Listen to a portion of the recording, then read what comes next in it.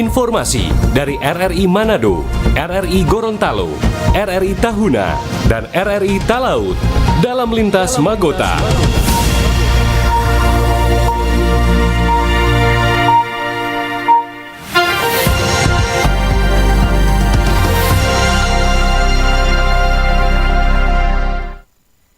Pukul 17 waktu Indonesia Tengah. Inilah Radio Republik Indonesia dengan Lintas Berita Magota, Manado, Gorontalo, Tahuna, Talaut, edisi hari ini, Selasa 11 November 2025.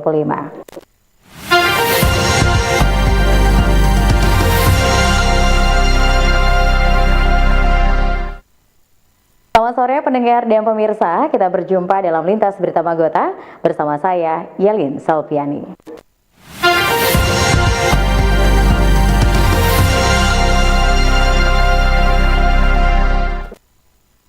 Kita ikuti berita dari RRI Manado. Melalui kolaborasi berbagai pihak, ribuan pohon mangrove ditanam di kawasan Mawali, Pulau Lembeh sebagai langkah nyata melawan abrasi dan mendukung kehidupan nelayan. Program pelestarian mangrove di Kelurahan Mawali, Pulau Lembeh, Kota Bitung terus berlanjut melalui kolaborasi antara organisasi lingkungan Manengkel, PT ASDP Indonesia Ferry, dan Jejakin. Kegiatan ini tak hanya menanam, tapi juga menjaga ekosistem pesisir agar kembali berfungsi menahan abrasi dan mendukung kehidupan nelayan. Ketua Manengkel Jorli Tindage mengatakan, kawasan Mawali dipilih karena sebagian vegetasi mangrove di lokasi tersebut mulai rusak. Dari area lokasi atau lahan di pesisir Mawali kecil ini yang menjadi target utama atau juga di mana mangrove itu punya habitatnya begitu. Dan juga kami berharap untuk kedepannya program-program seperti ini atau penanaman mangrove yang telah kami lakukan itu bisa berkolaborasi lagi dengan pemerintah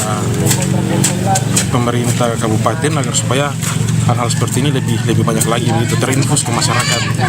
Jadi bukan hanya di Mawali kecil tapi bisa juga untuk satu ke Pulau Lembeh begitu. Sementara itu, Kepala ASDP Bitung Rudi Mahmudi menyebut penanaman mangrove merupakan bagian dari program tanggung jawab sosial perusahaan yang sudah berjalan di berbagai daerah. Pasti PT ASDP Indonesia Ferry Persero ini merupakan program TCSL tanggung jawab sosial lingkungan yang mana ini juga bekerjasama dengan PT Jejakin untuk penanaman mangrove ini. Intinya untuk pelestarian alam lingkungan terutama pantai. Di wilayah saat di wilayah Lembeh Utara gitu. Yang jelas untuk hal seperti ini pasti akan berkelanjutan dan ini kalau nggak salah sudah tahun keempat berkaitan dengan penanaman mangrove tersebut 3.000 dan sudah ada di beberapa cabang kalau nggak salah di Jepara, di Lombok, bahkan di IKN itu terkait menanam pohon mangrove ini. Memang jumlahnya variasi, ada yang 2.000, sedangkan ini sampai 3.000 pohon. Melalui sinergi pemerintah, swasta, dan komunitas, program rehabilitasi mangrove diharapkan mampu memperkuat ketahanan lingkungan dan ekonomi masyarakat pesisir Bitung. Dari Manado, Noni Oktavia, RRI terus mengudara untuk Indonesia.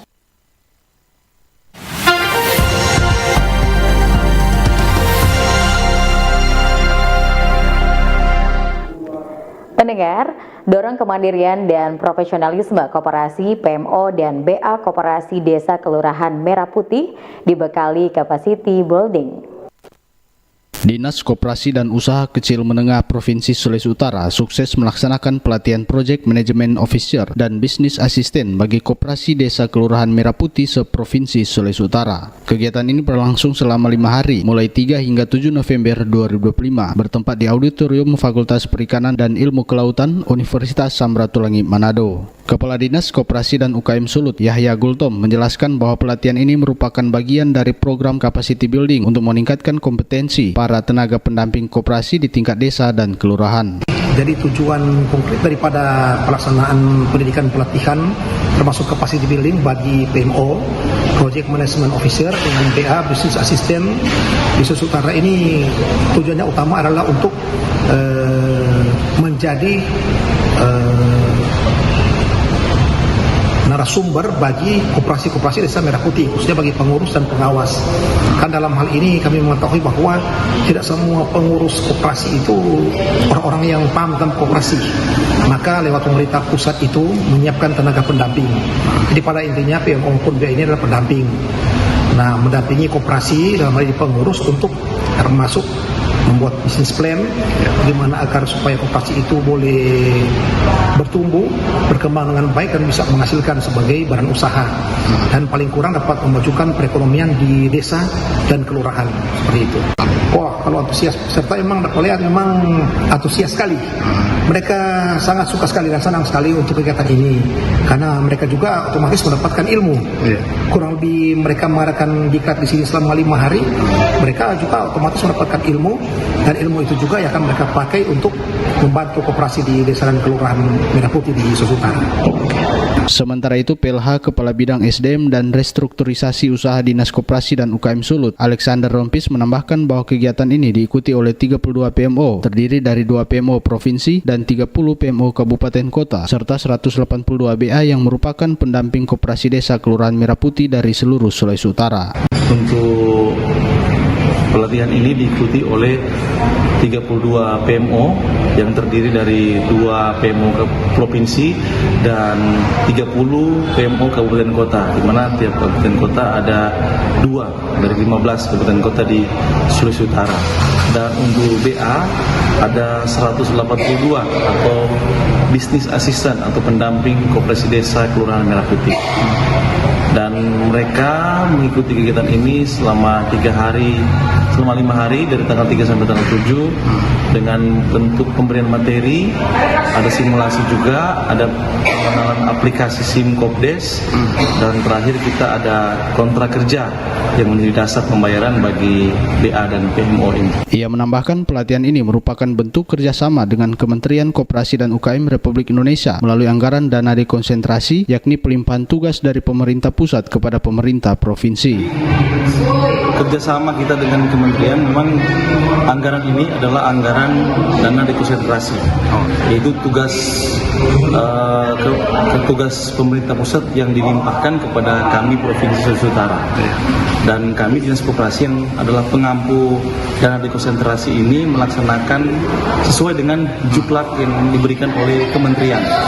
Jadi pelaksanaan kegiatan ini berdasarkan juklak dan kami sebagai pelaksana anggaran melakukan sesuai dengan juklak yang diberikan oleh kementerian. Melalui pelatihan ini, Dinas Koperasi dan UKM Sulut berharap terbentuknya jaringan pendamping koperasi yang solid, profesional, dan berdaya saing yang mampu mendorong koperasi desa dan kelurahan menjadi pilar ekonomi rakyat di Provinsi Sulawesi Utara.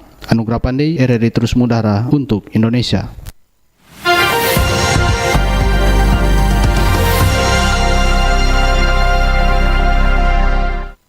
Selanjutnya, pendengar, kita beralih ke berita informasi dari RRI Gorontalo.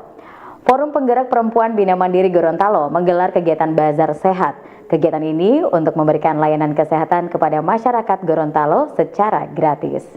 Forum Penggerak Perempuan Bina Mandiri FPPBM Gorontalo sukses melaksanakan kegiatan sosial berupa Bazar Sehat yang diadakan untuk memberikan layanan kesehatan dan mendukung pemberdayaan masyarakat. Kegiatan ini berlangsung dengan berbagai kegiatan bermanfaat seperti pemeriksaan kesehatan gratis, donor darah, konseling psikolog, pengukuran dan konseling gizi, serta partisipasi dari sejumlah UMKM lokal yang turut meramaikan kegiatan bazar tersebut. Wakil Gubernur Gorontalo Ida Saidah Rusli Habibi memberikan apresiasi positif terhadap kegiatan ini. Menurutnya, kegiatan seperti Bazar Sehat sangat penting untuk meningkatkan kesadaran masyarakat terhadap kesehatan serta mendukung pemberdayaan perempuan. Ida menekankan pentingnya Forum Penggerak Perempuan Bina Mandiri sebagai agen perubahan yang dapat mendorong peningkatan kualitas sumber daya manusia, khususnya kaum perempuan, agar menjadi perempuan yang mandiri, cerdas, dan berkarakter. Pemerintah, ya kan, kita mampu menjadi agen perubahan untuk perempuan, ya, membantu juga meningkatkan kualitas perempuan menjadi perempuan yang mandiri dan cerdas. Intinya perempuan penggerak pembangunan.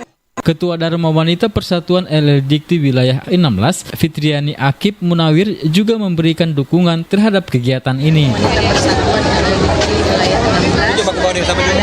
ini tidak lanjuti kerjasama bersama Forum Penggerak Perempuan Bina Mandiri dan akan terus bersinergi dan akan mendukung seluruh program-program dari Forum Penggerak Perempuan Bina Mandiri. Sementara itu, Ketua Forum Penggerak Perempuan Bina Mandiri Gorontalo Titin Dunggio menjelaskan kegiatan Bazar Sehat ini merupakan bagian dari program kerja yang telah dirancang sejak pelantikan pengurus bulan lalu. Ia mengungkapkan keberadaan forum ini bukan hanya sekedar formalitas, tetapi lebih dari itu dapat menjalankan program yang bersentuhan langsung dengan masyarakat, baik dalam kegiatan sosial, keagamaan, atau bidang lainnya. Harapan kami dengan adanya Forum Penggerak Perempuan Bina Mandiri Gorontalo ini, sinergitas bisa dapat kami jalankan baik dengan instansi pemerintah ataupun mitra ataupun organisasi yang lainnya, termasuk juga organisasi perempuan yang berada di wilayah Provinsi Gorontalo. Kemudian juga kami berharap bahwa keberadaan daripada forum ini bukan hanya sebatas formalitas, tetapi paling tidak ada giat yang dijalankan yang tentunya bisa bersentuhan dengan kemasyarakatan, entah itu dia berkaitan dengan kegiatan sosial, keagamaan ataupun bidang-bidang yang lainnya yang harus terus bergerak untuk menjalankan program-program yang ada. Nah, Forum Penggerak Perempuan Bina Mandiri juga ini memiliki anggota kurang lebih 70 orang. Itu terdiri dari akademisi, dari praktisi, kemudian dari simpatisan untuk itu yang mau ya secara bersama, secara bersukarela untuk menjalankan organisasi ini sehingga memiliki sebuah dampak yang positif bagi masyarakat khususnya untuk itu. Dengan semangat sinergi dan komitmen untuk terus bergerak, FPPBM Gorontalo berharap dapat terus berperan aktif dalam meningkatkan kualitas hidup perempuan dan masyarakat Gorontalo melalui program-program yang bermanfaat. Rusdianeta melaporkan.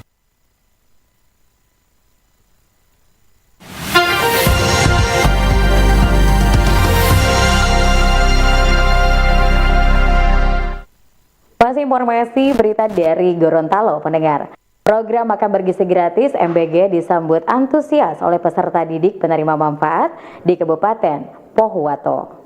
Sejumlah siswa di Kabupaten Pohuwato merasa bersyukur dan mengaku senang dengan adanya program Makan Bergizi Gratis MBG. Menurut mereka, program MBG sangat membantu dalam memenuhi kebutuhan gizi selama mengikuti pelajaran di sekolah. Bahkan dengan adanya program ini, sebagian siswa tidak perlu lagi membawa uang jajan atau bekal makanan dari rumah. Salah satu siswa di Kabupaten Pohuwato menyampaikan bahwa menu yang disajikan dalam program MBG selain bergizi juga enak, sehingga kaya manfaat dan menggugah selera untuk disantap. Alhamdulillah hari ini menunya ada ayam suwir, ada sayur, ini ada sayur campur ya. Kemudian ada tempe goreng sama buahnya pisang. Oke, mari kita rasakan ya. Oke, alhamdulillah menu hari ini enak dan bergizi juga. Terima kasih. Hal senada juga disampaikan oleh siswa lainnya yang mengaku senang dengan adanya program MBG. Menurut mereka, kehadiran program tersebut sangat dinantikan terutama di Kabupaten Pohuwato yang terletak di wilayah paling barat Provinsi Gorontalo. Bagaimana lauk hari ini, Aldi? Sangat enak. Masya Allah. Bangga. Ikannya sangat besar-besar. Menu hari Selamat ini makan. Ya. Menu hari ini lezat. Ya, Ryan, selamat makan. Alhamdulillah. Program Makan Bergizi Gratis diharapkan terus berlanjut agar semakin banyak siswa merasakan manfaat gizi yang seimbang setiap hari. Dengan dukungan semua pihak, program ini dapat menjadi langkah nyata meningkatkan kesehatan dan semangat belajar siswa di Kabupaten Pohuwato. Dari Gorontalo, Budi Akantu, RRI terus mengudara untuk Indonesia. Lintas Magota, Manado, Gorontalo, Tahuna, dan Talaut.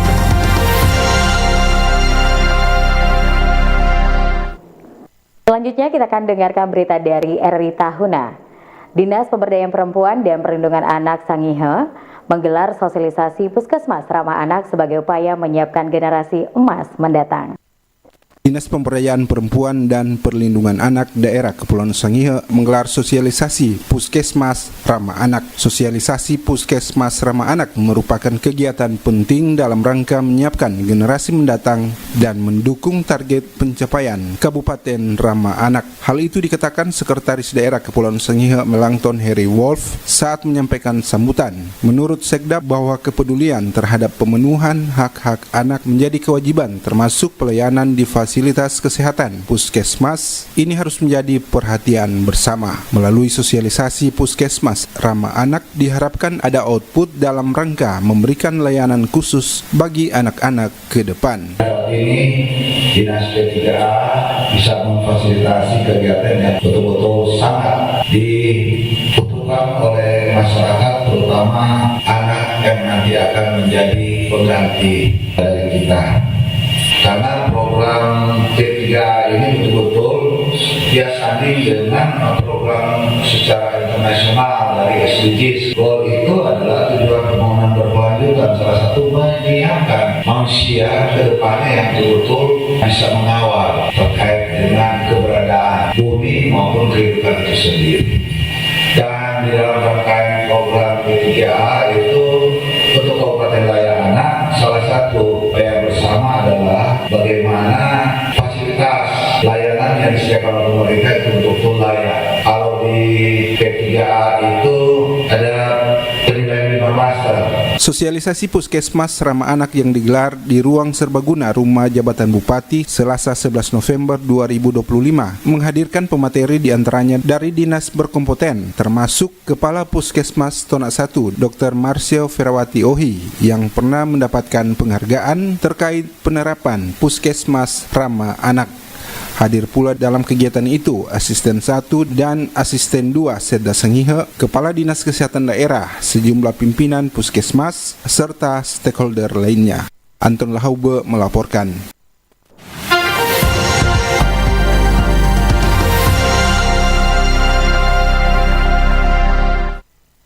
Pendengar, sebelum kita akhiri lintas berita Magota Manado Gorontalo Tahun Natal Laut hari ini, kita akan hadirkan informasi berita dari RRI Talaut. Cuaca buruk terjang Pulau Miangas. Ombak besar menerjang dermaga Pulau Miangas, Kabupaten Kepulauan Talaut, Sulawesi Utara mengakibatkan kerusakan yang cukup parah. Camat Miangas, Olita Papalapu menyebutkan jika kondisi cuaca buruk ini berlangsung lama akan berdampak pada ketersediaan kebutuhan bahan pokok di pulau perbatasan antar Indonesia dengan Filipina. Badai ini diketahui sebelumnya telah diprediksi oleh Badan Meteorologi, Klimatologi dan Geofisika BMKG, di mana puncaknya diperkirakan akan terjadi pada tanggal yang sama. Camat Miangas, Olita Papalapu, khawatir jika kondisi ini akan berlangsung dalam jangka waktu yang lama. Ya, memperhatikan cuaca dan kondisi yang ada di Pulau Miangas saat ini. Tentunya kami selaku pemerintah yang ada di Kecamatan Miangas menyampaikan kepada seluruh masyarakat yang ada di Kecamatan Miangas agar supaya jangan turun untuk melaut. Karena memang cuaca dan kondisi saat ini sangat tidak memungkinkan mencari ikan atau melaut. Dan tentunya kami juga saat ini berharap agar supaya cuacanya atau badai ini akan segera cepat berlangsung, karena ketika cuacanya akan berkepanjangan seperti ini itu akan mengakibatkan stok makanan yang ada di Miangas itu akan berkurang. Jadi harapan kami tentunya agar supaya kita sama-sama berdoa biar badai yang ada ini dia agar segera cepat berlalu dan kapal tentunya akan bisa masuk ke Miangas. Terima kasih. Ia berharap atau berekspektasi cuaca akan semakin membaik sehingga tidak terjadi kelangkaan pasokan kebutuhan makanan di pulau yang terletak di wilayah ujung utara Indonesia. Dari Kabupaten Kepulauan Talaut RRI, Robert Tamaroba terus mengudara untuk Indonesia.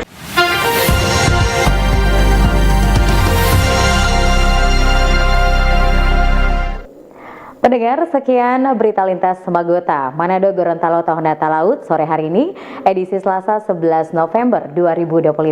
Saya Lin Salviani, selamat sore dan sampai jumpa.